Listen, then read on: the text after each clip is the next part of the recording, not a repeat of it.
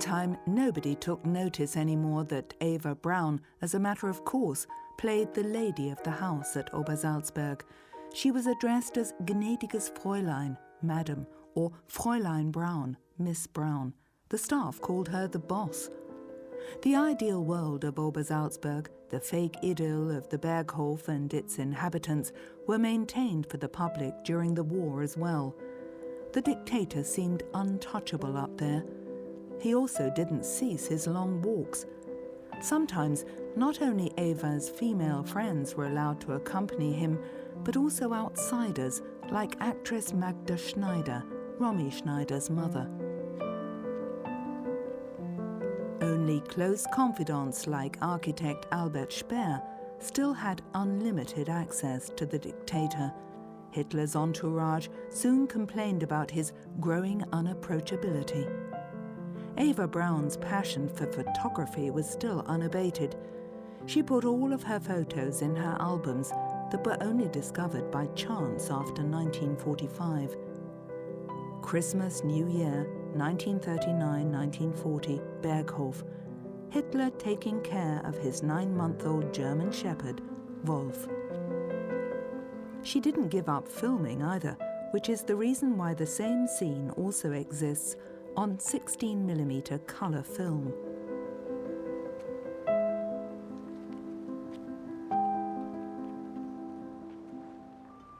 The man of the house also let himself be filmed having coffee and cake, together with Albert Speer's children. The architect's family didn't live far away from the Berghof. Normally, Hitler's residence was off limits for the little ones, but at Christmas and on the Führer's birthday, they provided a welcome facade to create the illusion of a normal private life. One of Hitler's secretaries asked herself later, self-critically, how was that possible? A ruthless warmonger and fanatical mass murderer enjoyed lighting Christmas tree candles at the Berghof and had a distinct need for the joys of family life. It's hard to imagine Hitler, someone who ordered the Holocaust, as a nice and pleasant person in private, especially for the Germans or people in general after 1945. It was easier to picture him as a monster, a demon, just to distance themselves from that period of time. It was simple to separate yourself from him like that, and people from his immediate surrounding promoted a political and personal distance towards him out of their own interest. So not much was known about his real private life.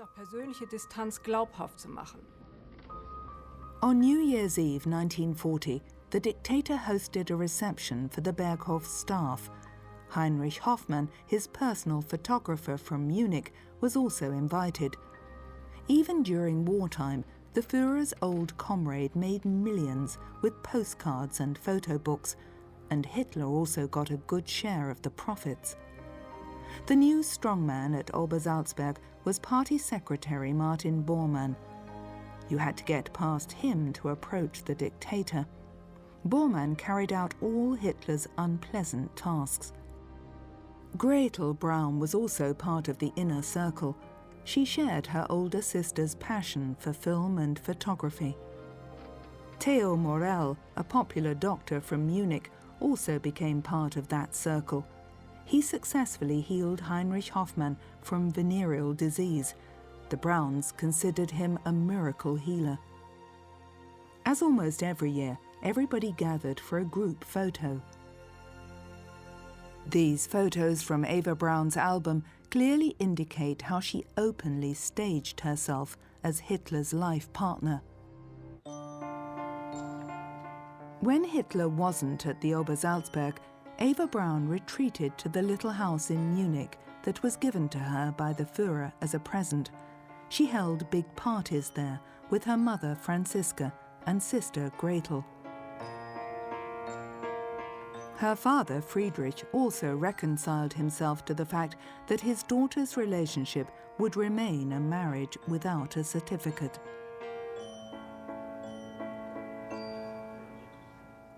Eva Braun still edited short films from her colour film recordings, which were then screened at the Berghof.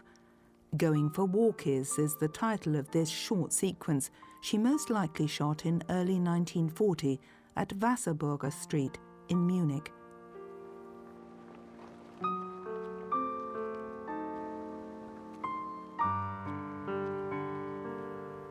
From the beginning of April 1940, the dictator resided at the Berghof again. For months, Hitler had been planning his war against France. The Führer was confident that if he was victorious before Great Britain gained a foothold on the European mainland, the British would have to ask for peace. In the meantime, the dictator focused his attention on Scandinavia. Hitler had long since had detailed plans prepared for military action at the Norwegian Sea. On the 9th of April 1940, Operation Weserübung, Weser exercise, began, leading to the Wehrmacht's successful invasion of Norway.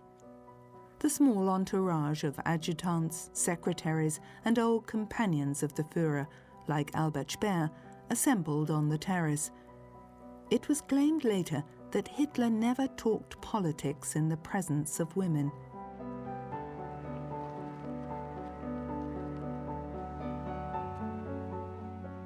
After the war, the surviving members of the inner circle professed that the dictator left them in limbo about his war plans. Nevertheless, Eva Braun's biographer doubts that the entourage was surprised by the attacks against Holland, Belgium, Luxembourg and France on May the 10th, 1940.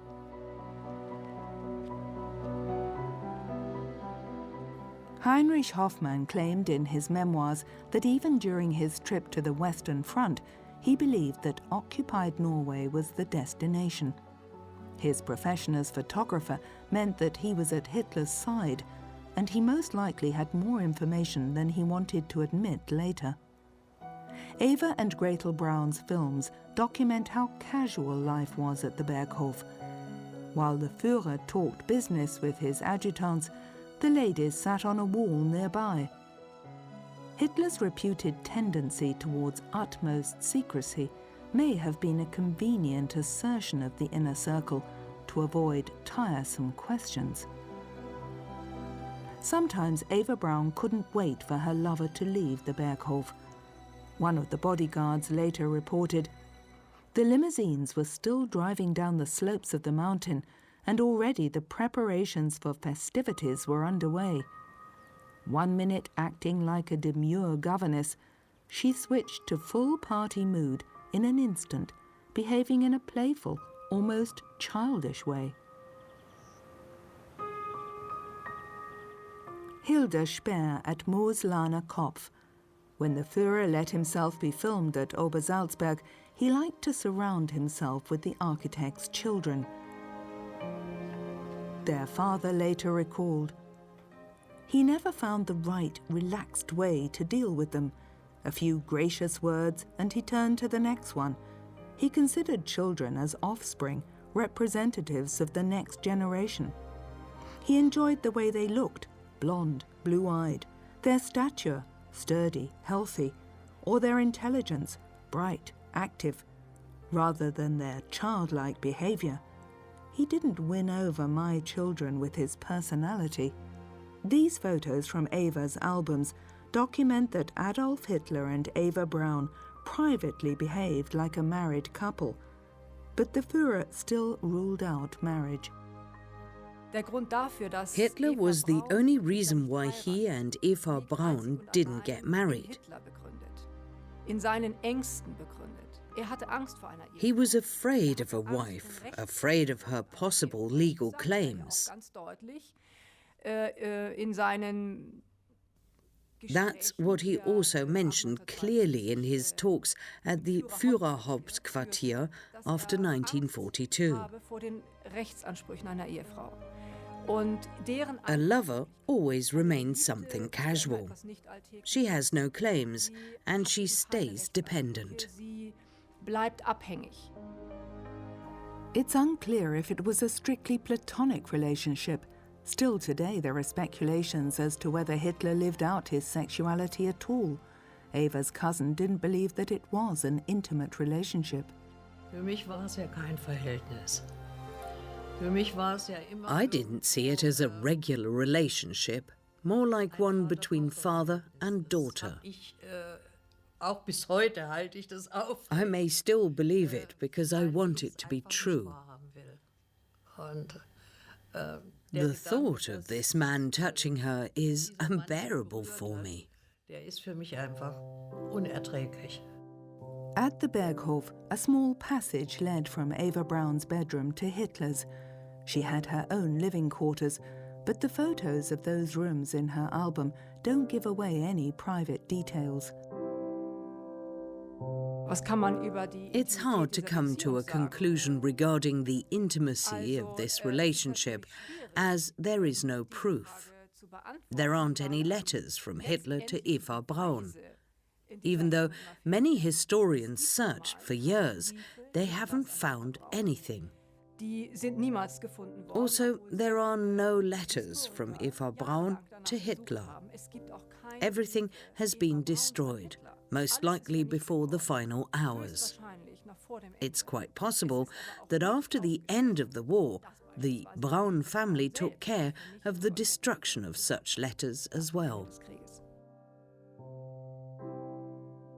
Albert Speer recalled as follows: I was surprised that she and Hitler avoided anything that could imply an intimate relationship, but still in the evenings they went upstairs to the bedrooms together. Hitler's pet names for Eva Braun were Haschel and Chapelle. After the war, former servants were asked repeatedly if they noticed anything. They spoke of ruffled bedclothes, but there was nothing more concrete. One historian even claimed that the Führer was a homosexual whose relationship to Eva Braun was only a pretense, but there's no evidence for that theory either. Fact is that Eva Braun's terriers, Stasi and Negus, jealously watched their mistress's door.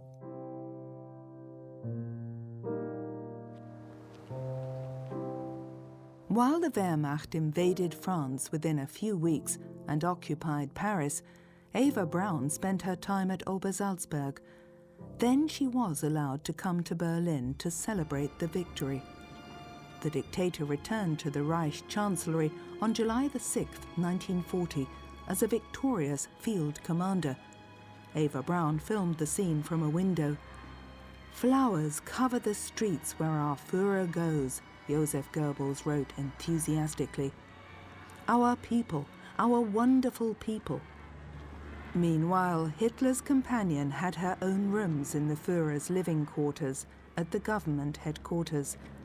Speer wrote in his memoirs that she entered via a side entrance and stairway. She stayed in the rooms below, only when familiar faces were present. Eva Braun turned 29 on February 6, 1941. Her partner wasn't present.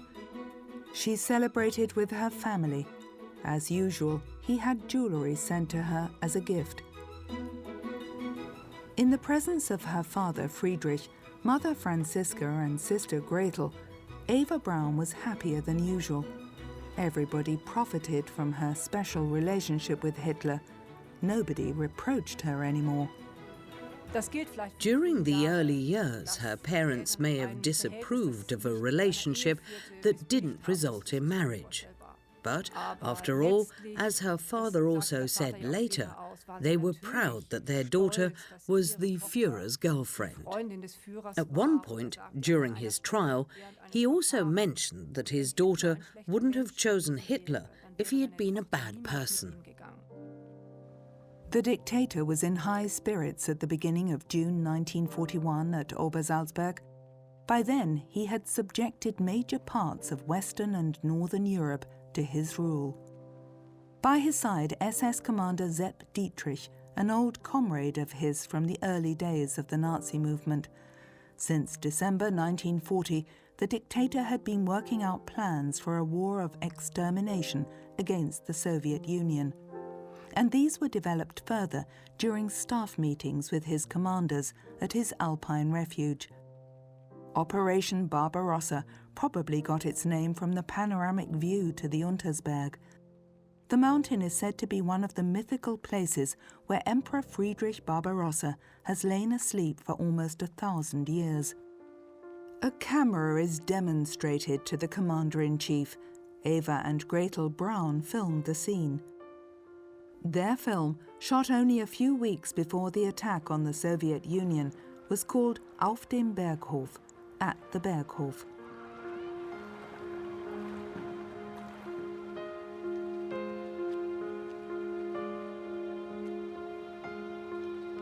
It's unclear if Hitler shared his plans with Eva Braun. Her biographer is sure that he somehow revealed them to his loyal partner. The Führer intended to destroy the Jewish Bolshevism. He believed that Great Britain would only cease resistance once Soviet Russia was defeated after a swift attack. The Braun sisters photographed and filmed this scene as well, on a day in June 1941. Hitler with one of Martin Bormann's sons. The dictator patiently agreed to pose like this. This is how Eva liked to see him, relaxed and in private. She frequently sold photos like this to Heinrich Hoffmann, who published them in propaganda photo books. Sepp Dietrich also let himself be filmed or photographed with the Speer family. His armoured division later repeatedly took part in war crimes and massacres. After the war, the so-called storyteller was sentenced to life imprisonment, but he never renounced his National Socialist convictions. As Hitler and his generals prepared for the start of the war against the Soviet Union, the women travelled to Italy. The group consisted of the Braun sisters, their mother Franziska, two friends, and Margareta Speer. Florence was their first destination. They were able to go shopping without being recognized, as Italy was ruled by friendly dictator Benito Mussolini. The women from Hitler's entourage remained fashion-conscious despite the war. Hats, dresses and suits were tailored in Berlin or sent to them from occupied Paris. Then the small tour group travelled to Naples to visit the ruins of Pompeii and Herculaneum. In the year 79 BC, both towns were caught off guard by the eruption of Mount Vesuvius and completely destroyed. Eva Braun visited the ancient amphitheatre wearing an elegant trouser suit.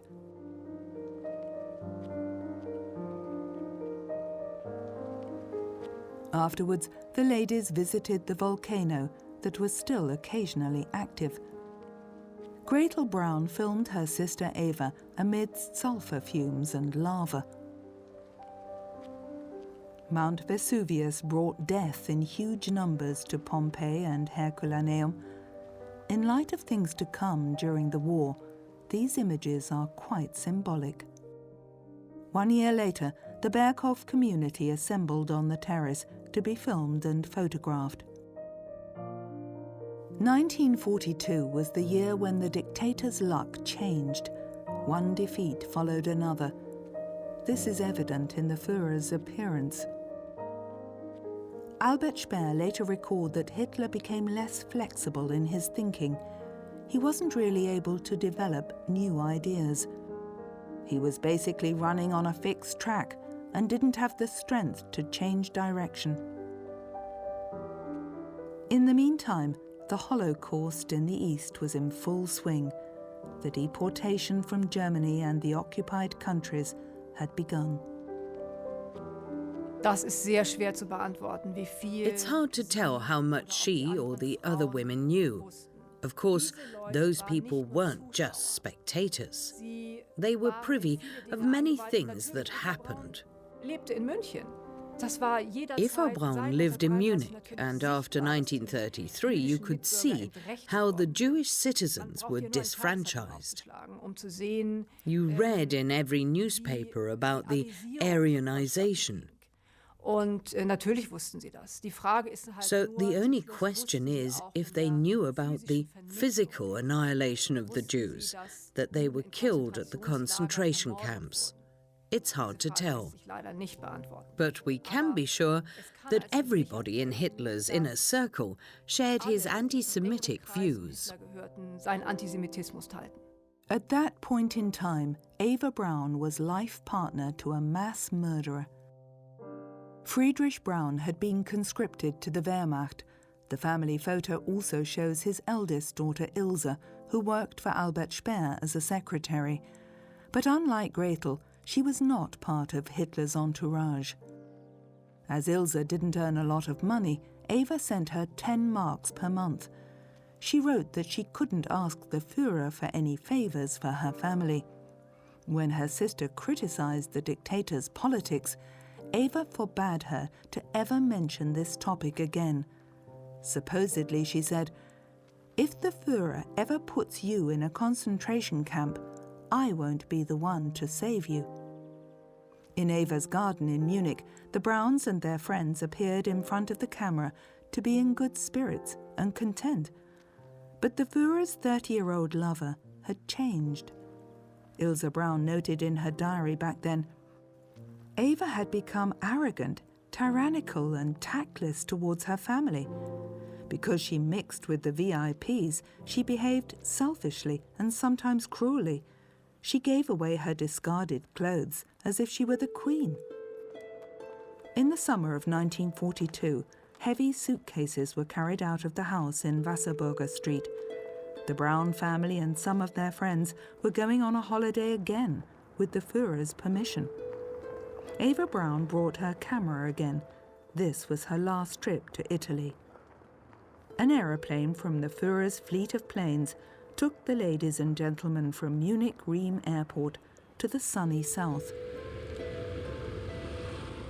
The Führer's chief pilot, Hans Bauer, was at the controls. During wartime, a costly pleasure trip was a rare privilege. German citizens weren't allowed to leave the country without special permission, and they could only take small sums of money with them.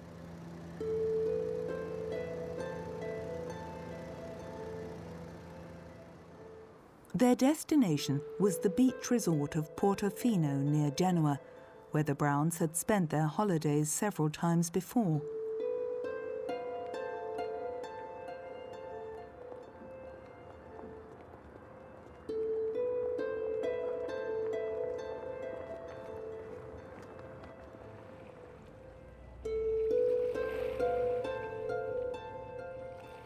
Eva, Gretel and a friend enjoyed their time by the sea.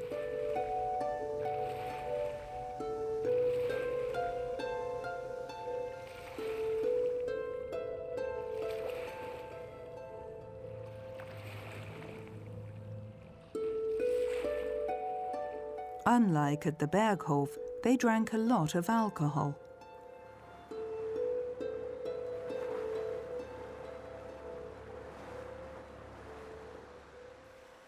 During that summer, the Brauns spent 4 weeks with their friends in Italy.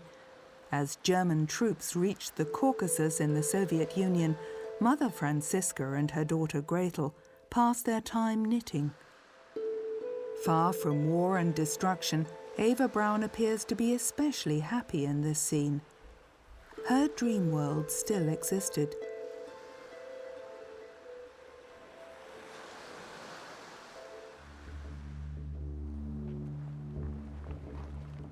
Hitler's secretary, Martin Bormann, had taken special precautions at Obersalzberg to protect the Führer against attacks from the land below or the air. The Obersalzberg could be enveloped in fog by special cannons. At the beginning of 1943, Hitler tested out this countermeasure for himself.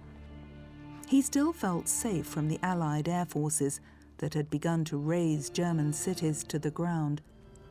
Since the surrender of the 6th Army at Stalingrad, the Führer reflected on a possible fall of the Third Reich behind closed doors. He confided in propaganda minister Goebbels, "Such a fall could only be the result of the German people's weakness. If the German people ever became that weak, they would deserve to be annihilated by a stronger people. They wouldn't deserve any pity then. Uschi, the daughter of Eva's friend Hertha Schneider, often had to pose for photos and films. Eva's biographer believes that she staged this family idyll to express her wishes for her future private life. When these scenes were filmed, Jewish children were being killed systematically at the death camps in the East. The Führer's birthdays were a fixed event in the social life at the Berghof. In 1943, Heinrich Hoffmann gave him a photo book as a present. The children of Bormann and Speer dutifully congratulated him. The maids and servants were also allowed to pay their respects to the 54-year-old dictator. Only 2 years later, Hitler would shoot himself in the head in his bunker under the Reich Chancellery's garden.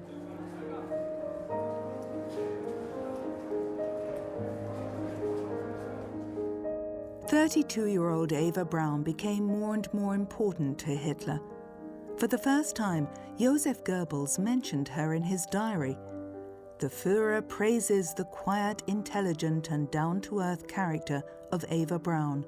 She will be a valuable support for him. It can't be denied that Hitler aged visibly during that war he couldn't win, and the early stages of his Parkinson's disease started to show. It's a harsh contrast to those early photos and films that Eva Braun shot of him. The propaganda minister noted on March the 14th, 1944, "Fräulein Braun showed us several colour films in her room. We could see the Führer during peaceful times. I have never seen him so relaxed on film before, but it was also apparent how much the Führer has changed during war." In March of 1944, the war was basically over. Their downfall had become apparent. This doomsday feeling had spread widely at the Berghof.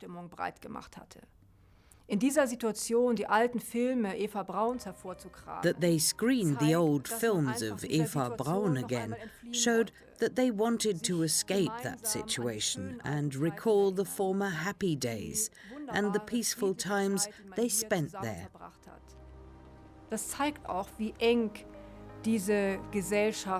These people had a special bond, and they wanted to feel united again during those days.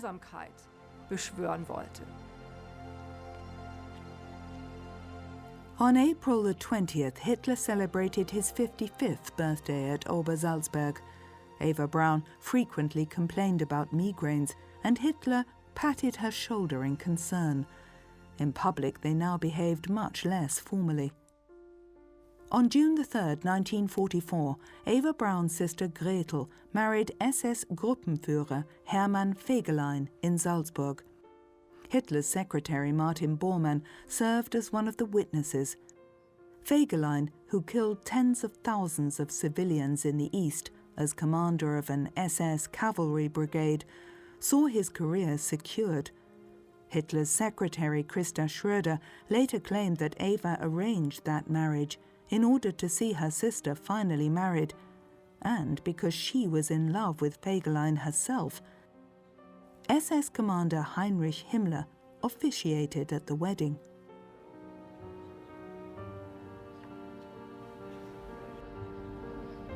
According to the secretary, Eva Braun said, "I want this wedding to be as beautiful as if it were my own."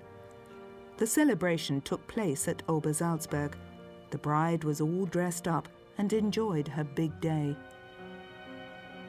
Hermann Fegelein was considered a womanizer, and Christa Schröder believed that he rather liked the idea of being a kind of brother-in-law to the Führer. Eva supposedly said, "I'm grateful that Fegelein married my sister. Now I'm somebody. I'm Fegelein's sister-in-law." At the Great Hall of the Berghof, the dictator posed for a group photo with the newlyweds. Eva Braun wasn't in the picture. When Fegelein later fled from Hitler's bunker in April 1945, Hitler had him arrested, court-martialed and shot.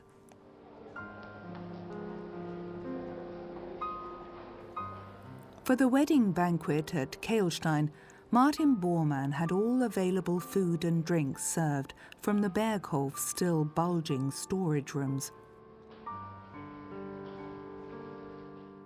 3 days after the feast, the Western Allies landed on the beaches of Normandy. It was the Second World War's final phase. The dictator left Obersalzberg for Eastern Prussia, leaving Eva Braun behind.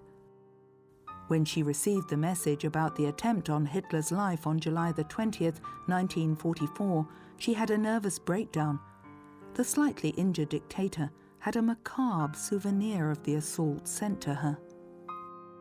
Die Tatsache, dass Hitler ihr The fact that Hitler sent her his shredded uniform after July 20th, 1944, shows how much she meant to him. Of course, he also tried to super-elevate his soldiership. This is how I fight for my country. I'm doing everything in my power to reach my goals. Meine Ziele zu erreichen. But the reality was different. He was secluded and separated from the world at the Wolfschanze, his headquarters. It's remarkable that he wanted her to see his shredded uniform. He acted basically like every normal man in his relation with her.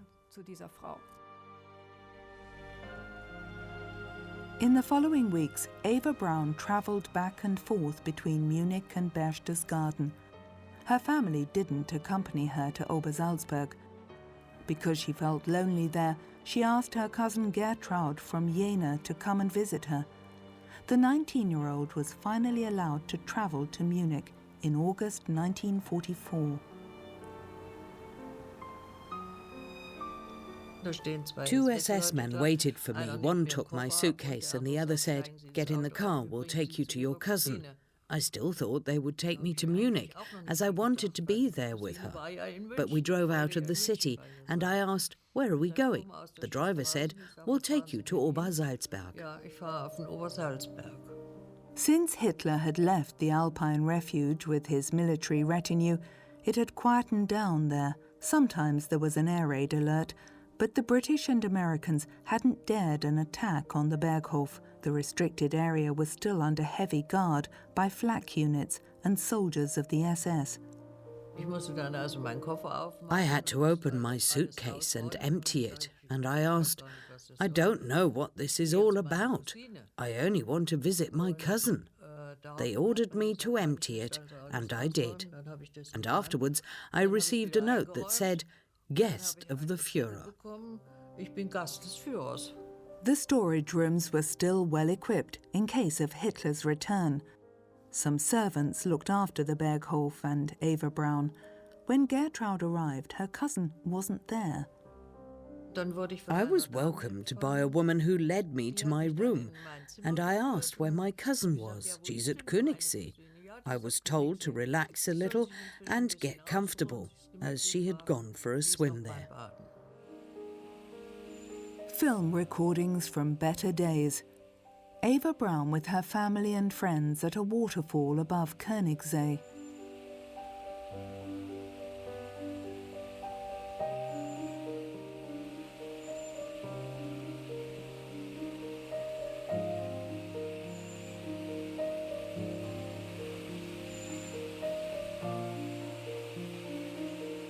Her father, Fritz, enjoyed the benefits resulting from his daughter's relationship until the bitter end. Gretel Fegelein had become pregnant in the meantime. She would give birth to her child during the chaos of the last months of war. Her husband had begun an affair with an actress from Berlin. After an SS soldier had caught him in the act, Hermann Fegelein had become persona non grata at Obersalzberg. In late summer 1944, Eva Braun went swimming with her cousin again.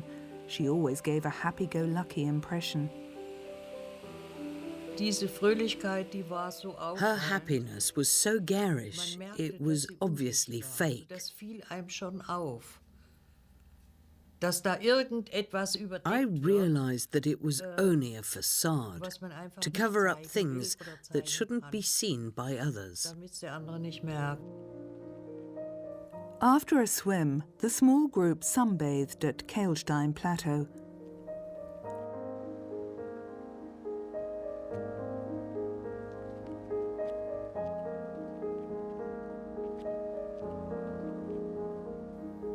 The ladies even smoked, which was frowned upon in Hitler's presence.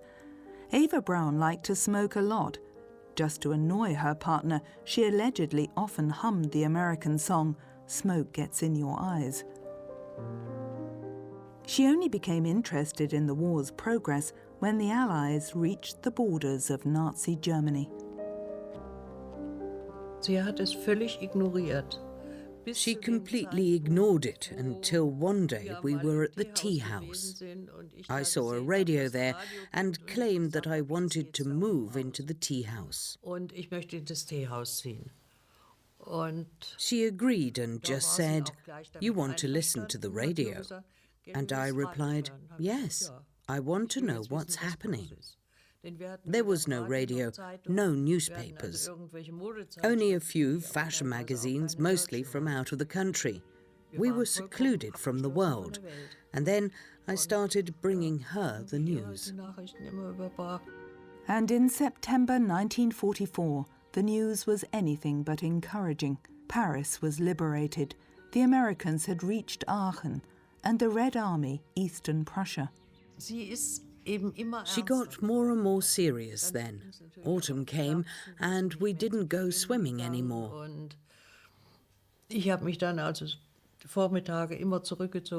I had breakfast and retired during the mornings.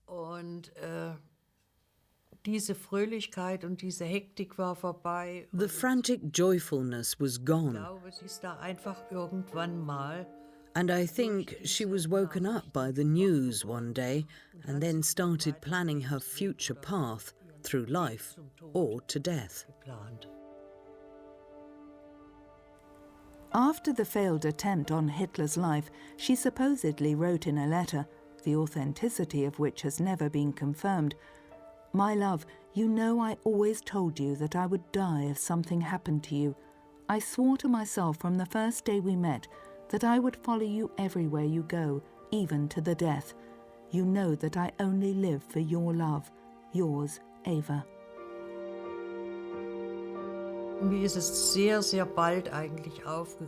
I soon realized that his phone calls played a crucial part in her life. She always waited eagerly for them. They didn't talk very long, not for hours, but maybe 10 minutes.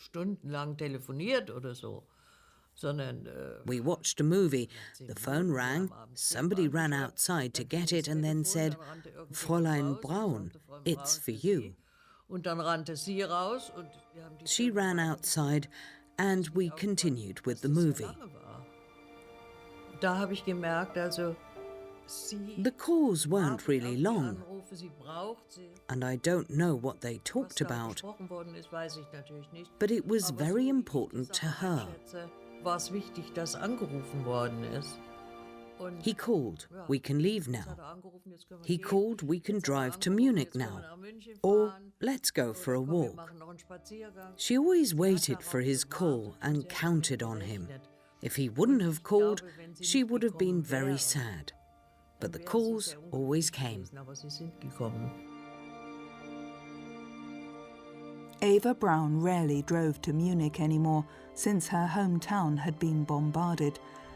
The future appeared so bleak to her that she dictated her last will and testament on October the 26th, 1944, in which she left all she possessed to her family. Nachdem Bomben auf München gefallen waren. After the bombs had fallen on Munich, she realized that the end was near. It's remarkable that a 32-year-old woman wrote her last will and testament basically declaring that she was certain that she would die together with Hitler. Vor allen Dingen aber damit zu erklären, dass sie She wanted to die with him, no matter where. If he would have stayed in Eastern Prussia, she may have taken her own life in Munich. Of course, she didn't know how the end would come, but when she wrote her will, she had realized that when Hitler died, she would die too. At the beginning of March 1945, she went on her last trip to Berlin. Her trip to Berlin had most likely been arranged. It wasn't just out of the blue. It was quite clear that she would go there to die together with Hitler. She didn't just show up at the bunker. The wedding at the end was a spontaneous decision. He must have thought that he owed it to her and her loyalty throughout all those years. She said her goodbyes to family and friends during a 4-week stay in Munich. Gertraud had left Obersalzberg already in October 1944. For a long time, she believed that her cousin had stayed there until the end. Ich habe dann der Eva noch geschrieben, auch Adresse Berghof, und habe nichts. I sent a letter to Eva at the Berghof address, but I didn't hear back from her. I heard it on the news. First, they said that Hitler died a hero's death, and I still didn't know about Eva. But in June, they mentioned for the first time that he had married and taken his life together with his wife. I got the impression that she somehow wanted to let her family know that she had married after all. Sie hat ja das Leben einer Mätresse geführt. She led the life of a mistress, and the family wasn't happy about it, no matter if she was the mistress of Hitler or anybody else. But in the end, she became a married woman. Und sie ist dann doch eben Ehefrau geworden. I can imagine that this was very important to her. She married a sick old man, a murderer, a criminal. Eines todkranken Mannes geworden, eines Verbrechers, eines Mörders. And her last consequence was going to her death with him. The dictator married Eva Braun during the night of the 28th to the 29th of April 1945, but their union did not even last for 48 hours. At 4:30 in the afternoon on April the 30th, Eva Hitler poisoned herself with potassium cyanide. Shortly thereafter, Adolf Hitler also committed suicide. Their bodies were soaked with petrol and burnt.